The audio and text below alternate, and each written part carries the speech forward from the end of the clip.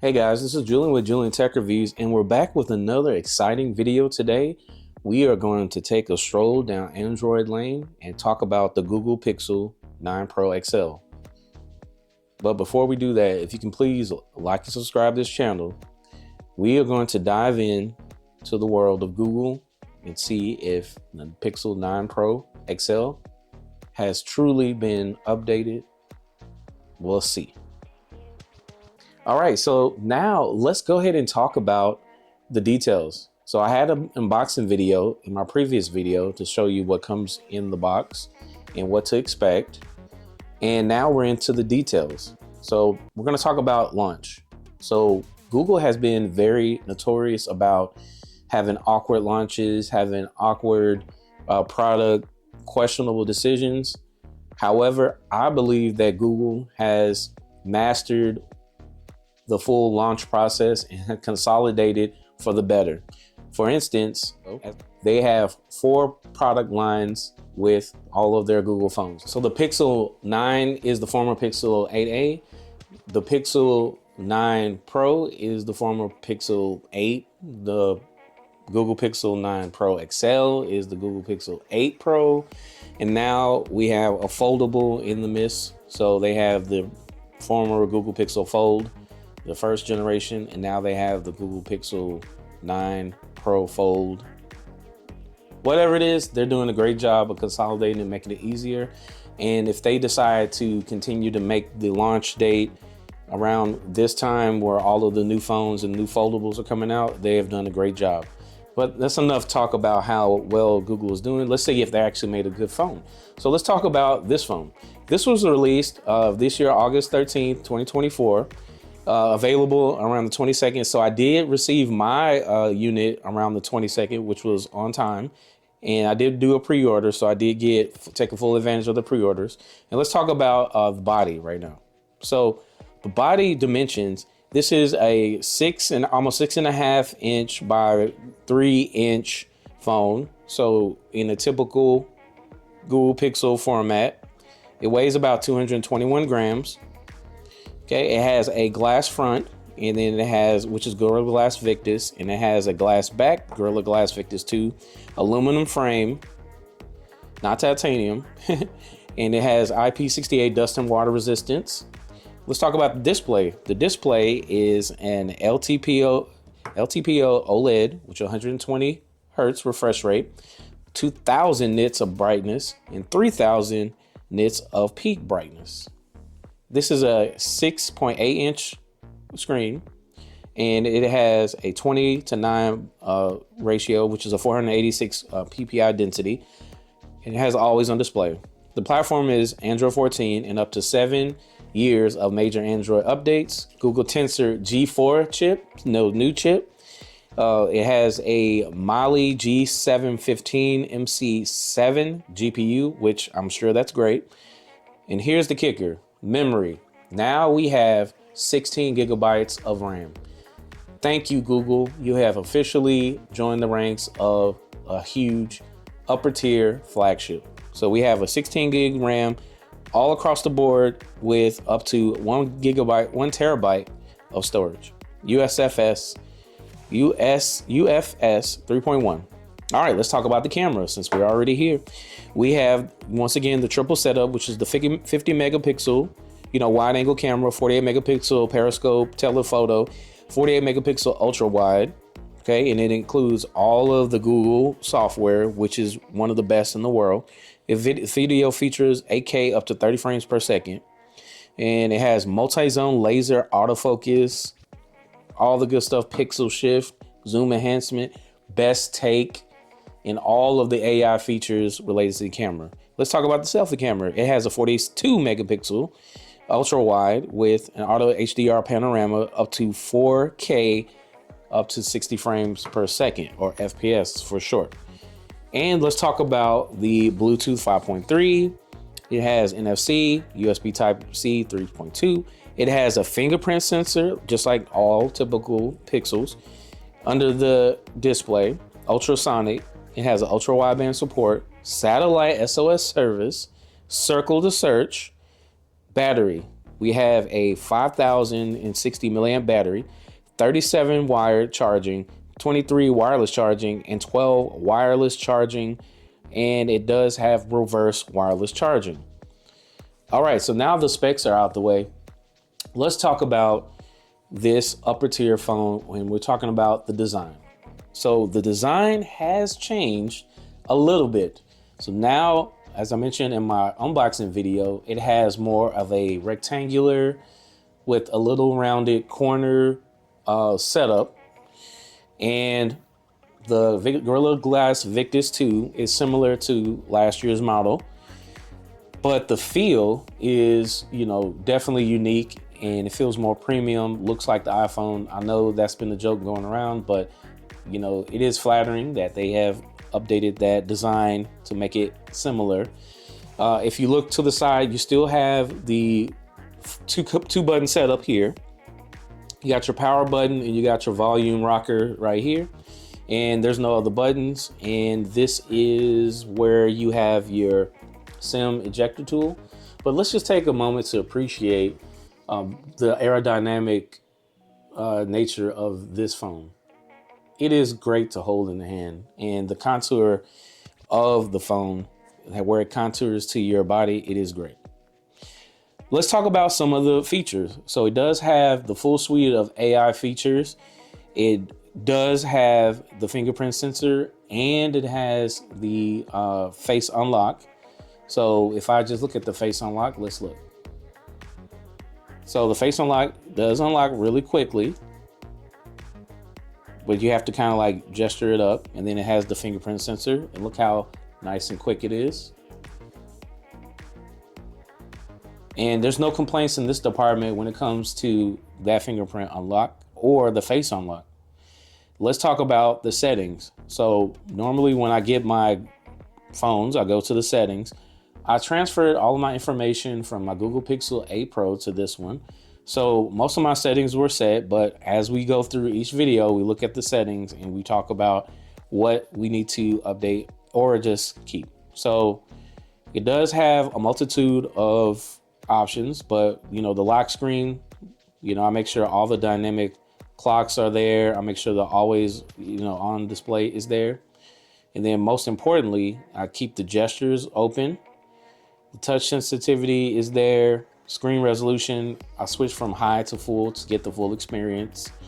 And then smooth display is always set to 120 because I want this well-oiled machine. And then let's talk about some of the other additional features they have. So we're going to talk about, I have update to Android 15. So I'm on the beta program as well. So as you can see, I'm on the beta program, but that's another story. So Google Gemini is also included in here, and it is $250 a year, but you get a free full suite of Google Gemini when you purchase this order or pre-order this order. So you have until Wednesday of August 28th to get the pre-order in, and that includes that benefit to whatever it's worth. Okay, let's talk about cameras. So once again, Google is touted as one of the best camera phones in the world, and the software is mainly the culprit that makes it run smoothly and wisely and nicely. So let's go ahead and take a look at some of the pictures.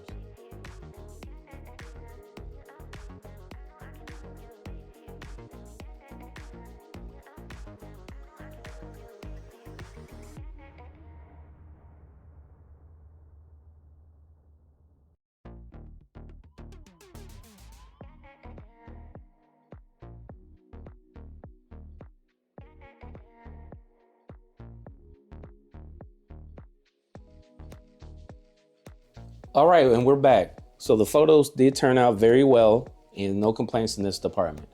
Now we're in the segment of the video where we are going to test sound quality, video quality, gaming quality. So the first thing we're going to do is start by the sound test.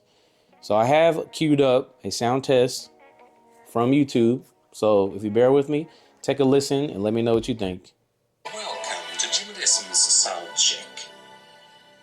We'll begin with left, left, left, right, right, right. Then we'll continue with low bass sounds.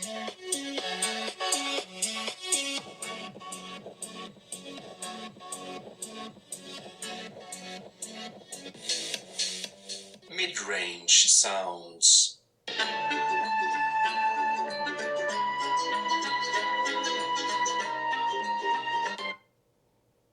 High sounds.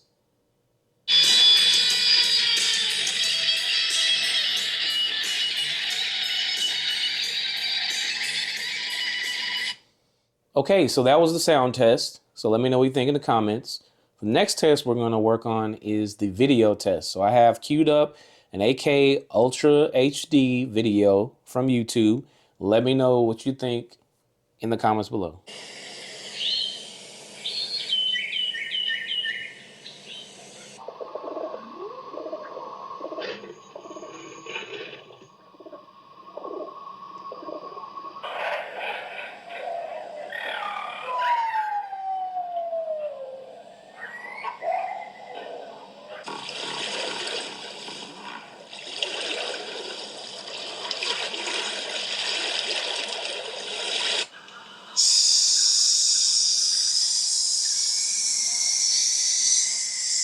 All right, so that was the video test. Let me know what you think in the comments below. The next thing we're going to encounter is the game testing. Now, is this phone up to par? Now that it has 16 gigabytes, I think it will, but I'll let you decide and let me know what you think. I have a couple games queued up. As normal, I have my Asphalt Legends. So let's take a look and see what we got.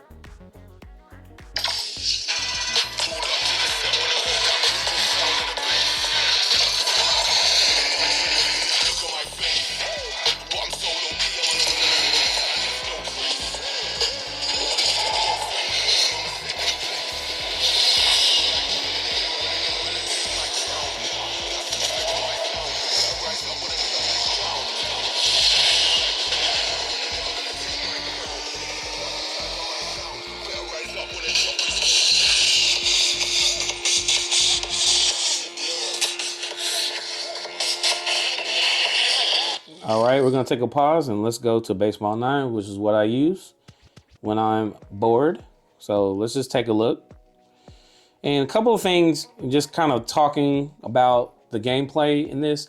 It takes full advantage of the real estate of the phone, and I really do appreciate just the craftsmanship of this display. I mean, this OLED is very liquid, and in the sunlight, I mean, it is, beautiful. So there's no issues in here when it comes to heating. I haven't had any issues with that by playing any of the games. Let me know if there's any issues that you've seen if you have a Google Pixel 9 Pro XL. But as for me, it passed the gaming test. All right, so next thing we're going to talk about is the battery life. Now, Google claims that this has a battery life of, I don't know, a day or so. I've tested this for a better part of a week, and I must say that this phone lasts forever. I've never said that about a Google Pixel phone, but in my experience, this has great battery. Now, one of the things that in the past I had to deal with was when charging the phone and you're at 100%, as soon as you take it off the phone, in about 30 minutes of playtime, you're down to about 80. Well, I've fully tested this phone, playing video games, waking up in the middle of the night, and I must say, it does not drain at all. I've been kind of like I'm on phone all day. I would say as late as an hour ago, I had it at 100%, and I've been testing this phone throughout the day, and it does hold up. I can probably say with full, confidence that this can last 2 days straight in a normal use situation. So they do take full advantage of the 50-60 milliamp battery, and just the software is running smoothly like a champion.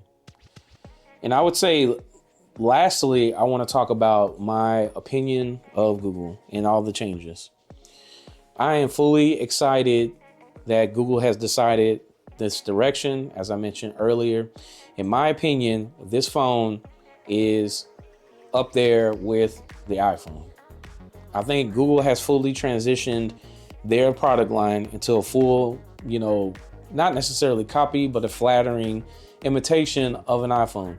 And I'm here for it because one of the things that I liken those two companies to was that Apple had the software and hardware locked down, but Google had this very open software, but the hardware was catching up.